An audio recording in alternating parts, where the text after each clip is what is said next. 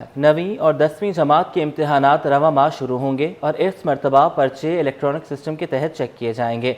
माहिर तालीम प्रोफेसर सलमान राजा कहते हैं कि इलेक्ट्रॉनिक सिस्टम लाने से पहले तमाम अमले की तरबियत ज़रूरी है। मज़ीद जानेंगे अक्सर शाहिद से, बताइएगा।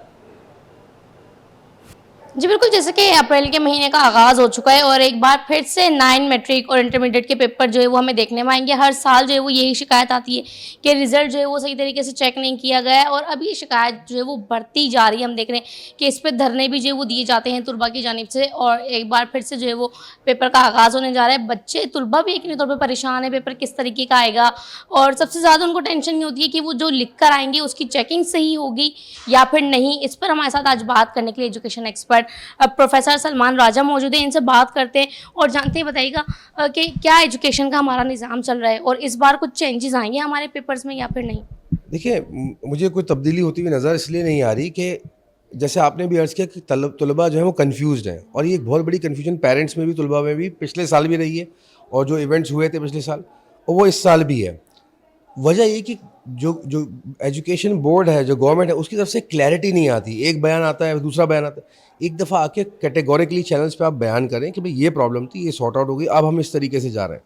फिर चेकिंग के निज़ाम को बेहतर बनाने के लिए आपने नए तरीके तो अपना लिए, लेकिन क्या आपका स्टाफ, आपका इदारा उस चीज़ पे ट्रेंड है? क्या उनको वो केपेबल है कि उस चीज़ों को हैंडल कर सके, उन टेक्निक्स को? नहीं।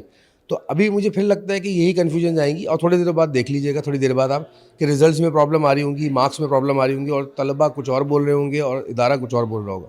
तो अगर ये कन्फ्यूजन बढ़ती चली गई तो ये बच्चों के हम फ्यूचर से खेल रहे हैं, उनके लिए ख़तरनाक है। तो ये इदारों को चाहिए, अरबाब इख्तियार को चाहिए कि इसके अंदर क्लैरिटी पैदा करें, सफाई से आके इस बात को बयान करें और इस प्रॉब्लम को सॉल्व करें।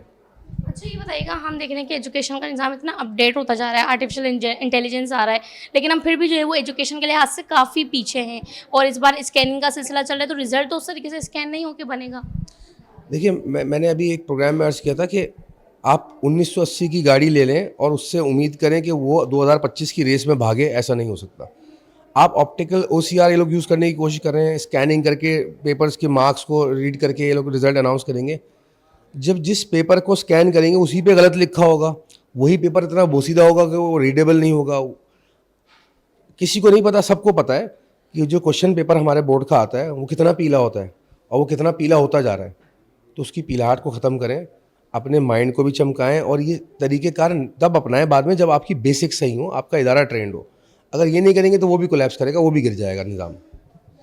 यकीनी तौर पे जो है वो AI का सिस्टम देख रहे हैं, इलेक्ट्रॉनिक सिस्टम पेपर्स में इस बार लाया जा रहा है, पर अभी तक स्टाफ ये नहीं देखा गया कि जो इस चीज़ का यूज़ करने वाले हैं वो इस चीज़ के काबिल भी हैं या फिर नहीं और तमाम चीज़ें फुलफ़िल हैं इस चीज़ के लिए या फिर नहीं, या फिर एक बार तलबा को फिर से नया चैलेंज जो है वो फेस करने को मिलेगा और एक बार फिर से उनके मुस्तकबिल को जो है वो ट्रायल के तौर पर जो है वो देखा जा रहा है। यहाँ पर चीज़ें जो है वो अपडेट की जा रही हैं, पर जो बेसिक्स हैं, जैसे कि हम देख लें कि पेपर पूरे तरीके से स्कैन हो पाता है या नहीं, जो चीज़ गलत है उसको स्कैनिंग सिस्टम पकड़ता भी है या फिर नहीं, तो ये तमाम चीज़ें जो है वो रिजल्ट के लिए देखना ज़रूरी है। जी।